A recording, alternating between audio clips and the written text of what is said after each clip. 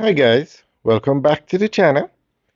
Today we are in downtown Kingston and we're giving you a tour of the construction of Palace Tower. Now this is a 12th floor building at the corner of Victoria Avenue and South Camp Road. This is where the Palace Theatre used to be, and that yellow building or that yellow wall is what's left of the Palace Theatre.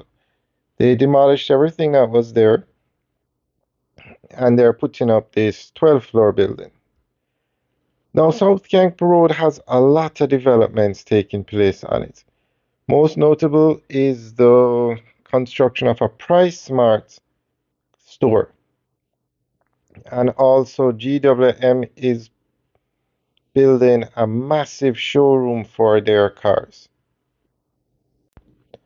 And the government also plans to expand the road, the South Camp Road, so it's a 4-lane dual carriageway. So that will definitely help with the traffic. All right, guys, just giving you a quick tour today. Let us know what you think. Leave your comments in the section below.